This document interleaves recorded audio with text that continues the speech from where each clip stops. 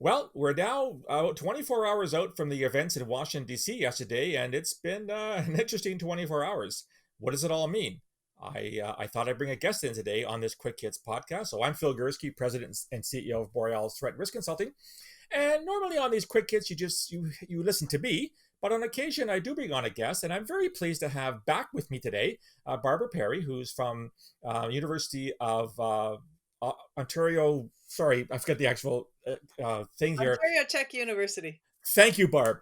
She's the director of the Center on Hate, Racism, Bias, and Extremism. She's the author of an awful lot of stuff on right-wing extremism. She did join me back in October for a much longer podcast, but I thought I'd bring her back on today to talk about exactly what happened in DC. So, Barb, Happy New Year, and thanks for being back on the program. Happy New Year. Good to be back with you. Okay, let's start with the easy question. In all that what happened yesterday, you've probably been part of this as well. There's been you've done some interviews, I've done some. There's been a whole social media storm as to what exactly happened and what to call this. So I've seen the vocabulary ranging from domestic terrorism to an attempted coup to an insurrection to a riot to a mob to all of the above. If I can put you on the spot, Barb, is there any one word that describes best what exactly took place in DC yesterday? Probably not one single word. I think there are multiple ways to describe it, and I think there were different segments within that crowd as well. But let's call those who breached the Capitol. Let's call that domestic terrorism. So the actual people who got past, who did got into the building, some of whom I haven't seen a lot of talk here about whether they were armed or not. Some may have been, some were not. Clearly, some were your typical, yokels with flags and agendas. So you would call the ones that actually breached the perimeter domestic terrorists. Yes, I would. What about the rest of them, Barb? The ones that were milling about, yelling slogans, Trump this, Trump that. Where would you put all those guys? Well, as I say, I think there was a quite a collective there. I think about it as a Venn diagram. If anyone remembers what Venn diagrams are from Venn diagrams. Oh my God. whenever we learn those, because you did have, there were obviously some of the, the far right groups. There were some Proud Boys there were some Boogaloos there, some accelerationists, there were some QAnon conspiracy theorists, Mhm. there were some pro-Trumpers who wouldn't necessarily affiliate with any of that other nonsense of just dyed-in-the-wool Trump supporters. So I think there was quite a broad swath of Trump supporters who were there for different reasons. If that's the case, Barb, and I agree with you from what I've seen, there really was a dog's breakfast of actors here yesterday. How organized would you classify what happened yesterday, or does that really kind of depend as well? Well, I don't know if organized is the term, but orchestrated is perhaps a better term. Hmm. In that, there was plenty of evidence what was going to happen. There was plenty of chatter on social media platforms across groups and across sectors of this Trump movement, if you will. So it was orchestrated in that sense. It wasn't just word of mouth, very random, but was I think carefully promoted across platforms. Organized, I think is too strong a word. There were no sort of as near as we can see so far anyway. No word of particular roles assigned to particular individuals or groups, that sort of thing. They were just told to come and to support Trump, and to take the fight to the streets if they needed to. If that's the case, and I like your term orchestrated, by the way, clearly, as you said, everyone and his grandmother knew this was coming. I mean, it wasn't a surprise to anyone. Can you speculate? And I appreciate it would be speculation at this point. Why the initial response by law enforcement at the Capitol seems to have been as inadequate as it was. I'm hearing all kinds of conspiracy theories that the cops that were in on it, that there were sympathizers who let these guys in. Do you have anything? And I appreciate that you probably don't have a lot of the in-depth information, but can you give us some thought as to why this intelligence, this information wasn't taken perhaps as seriously as it should have been? I'm at a loss for a logical explanation for this, something that isn't conspiratorial. We've read, I'm sure you have as well, today and yesterday, extensive criticism of Yes. the lack of law enforcement response and apparent lack of readiness. And, as many commentators had said, if, thousands of BLM Yeah. protesters or thousands of Antifa protesters had promised to march on Washington, there would have been a phalanx of law enforcement Right. to meet them. The National Guard would have been there at the outset rather than having to be called in later. So there is a clear double standard here in Mhm. terms of the way uh, that police and law enforcement authorities prepared themselves for this. Even watching some of the images, in some of the images where they were trying to beginning to push the protesters back and off of the hill, there was not that same sense of urgency. They were Mm. ambling along, they were lackadaisical, they weren't really, standing in that formation, that solid formation. They Right. were, sort of looked a little ragtag, and it's such a different image than what we've seen for other protests by the left or by BLM, or in the Canadian context, perhaps by, anti-Indigenous racism protesters. So one can't help but think that there was, I wouldn't say sympathy, but a failure to take seriously Right. the far right because it was the far right and not the far left. It's an interesting take, and I think a lot of questions will have to be answered by some pretty senior figures in law enforcement as to why they weren't better prepared, and perhaps some heads will roll over this. Yeah. Moving on a little bit, Barb, um, this could have ended much, much worse. The violence, yeah, there certainly was violence. There certainly was vandalism. There have been some injuries. One death. My understanding is that the death was a protester who may have been a QAnon supporter. Hmm. Three other deaths that may have been people that died from some kind of what they're calling a medical emergency. I don't know what that means, Hmm. but this could have been a real bloodbath. Hmm. Why was it? Why did it not get that bad in your estimation?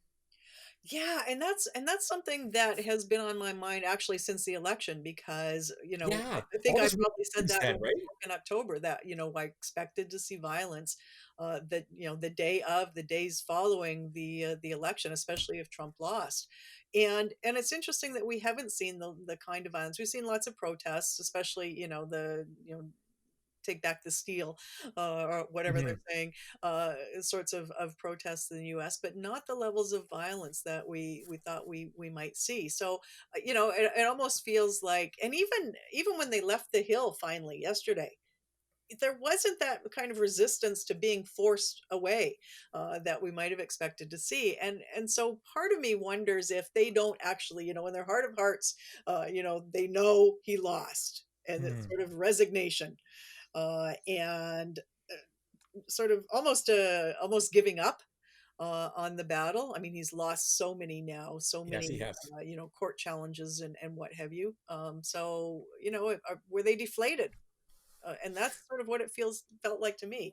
For those who were out on the grounds and didn't follow them into the Capitol, they just kind of marched away and Mhm. ambled away at the end of the night. So Slunk away maybe is a better verb. yeah, yeah, that's good. I'm seeing the Grinch here for some reason.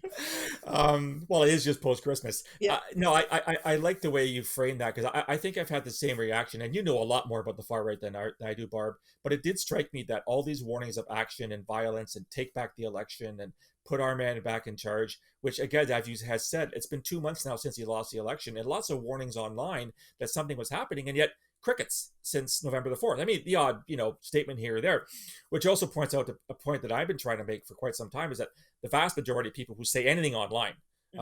are either incapable, incompetent, or cowards when it comes to actually putting those thoughts into action.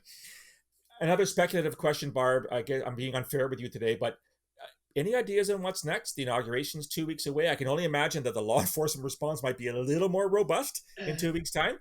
Have these Well, guys blown their wad? Is this they've been there, got the T-shirt, and they're going to move on, or should we be worried about something much more violent and much more serious in 2 weeks' time? well, I think we'll have a good sense over the next couple of days what that will look like on what is that date? The 21st? 21st, yes. 21st, yeah. I think we'll learn a lot from the online chatter associated with these groups over the next couple of days. What is the reaction to what happened on Capitol Hill? Was that the last hurrah? Hmm. And part of it will depend on what happens with Trump now. Will they be able to Yeah. silence him? there was a statement. I'm not going to say it came from Trump, but there was a statement finally came from the White House that that there will be a peaceful transition of power. That did Yes. not come from Trump. You can bet on that. Sure it did. He was a peaceful transition to power. So I think if they can sort of silence, the insiders can silence Trump for the next couple of weeks, then perhaps it'll be much calmer on the 21st. If he is let loose again, if Twitter allows him back on and Facebook Mm, allows him back on their platforms, then I'm afraid of what he'll say in terms of, well, just yesterday he said they're special people. yes. Okay, is he going to continue to stroke their egos? Is he going to continue to support them and defend them and praise them, in fact? And if he does, I think that will buoy them up and they may come out in force again on the 21st. If they manage to silence him, I think it will deflate them. They don't, they sort of lose the leadership Hmm. that they seem to so badly need to galvanize them. Mhm. Well, speaking of social media, Twitter has suspended him, and some other social media as well. Although I read some good analysis this morning on a U.S. site that these groups that you're talking about, the Proud Boys, Boogaloo Boys, etc., they've moved on past Twitter and Facebook and all that kind of stuff. They're on these other marginalized social media platforms. So I guess it remains to be seen if those platforms. I'm not sure if Donald Trump's on those platforms. I have no idea. Will he go on those platforms? Oh my God. Yeah, to kind of sort of do an end around what Twitter's tried to do. Last question for you, Barb. We here in Canada obviously have our own problems, and you've been at the forefront of outlining the types of issues we do have with far right extremism in Canada. You've written extensively on this topic. Can we be all that high and mighty here in Canada and look at our American friends and say, "Well, that's never going to happen here, at least not to the extent we saw in Washington"? Or should we be a little more worried in this country about the possibility, maybe not at the same scale, Hmm. but that we could see analogous action at some point? We have no inauguration coming up, no major events that I know of, but should Canadians, government, law enforcement be a little more concerned about the possibility of something similar to what happened in Washington yesterday happening here in Canada? Well, what we're missing is the oil, I guess, or the spark. We don't have an ideologue like Trump. There are a few that have tried and not been very successful. Bernier comes to mind Mm-hmm. right away, Mm-hmm. um, and again have not sort of garnered the praise. The at the provincial level, the sorts of folks that you might have expected, like Kenny, I think wanted to play that role. He's lost credibility in the last few months Yes, he around has. the thing of COVID. If there's anything that might promote, a similar reaction, it well, we'll see if there's a snap election in the spring.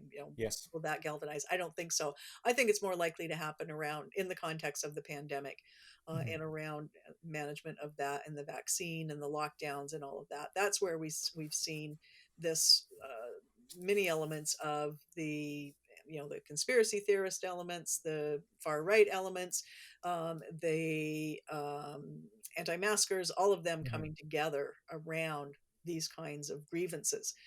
So if the vaccine proves not to be effective, or it's not rolling out quickly enough, or COVID morphs and we need something else, if that continues apace, that's, I think, the context in which we might see something similar, as you say. Certainly not on that scale. Mm-hmm. We don't have the numbers, Oh yeah, but exactly. I wouldn't be surprised to see it at the provincial level, not so much at the federal level. I think because that's where the grievances are directed, is towards the provincial governments right now, in this context.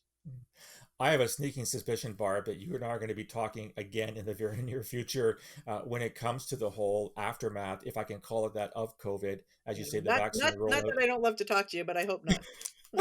Yeah, we got to find something. We have to talk about unicorns and rainbows or something, and not always about terrorism or right wing extremism. But We I, live I in do want dark to thank. world. I do want to thank you, Barb, for taking the time to be on the program. It's great to talk to you again. But before I let you go, I'm going to let you listen to the latest Hardy Boys words of wisdom. As people know, that when I do my Quick Hits podcast, I leave them with a snippet of advice from the Hardy Boys.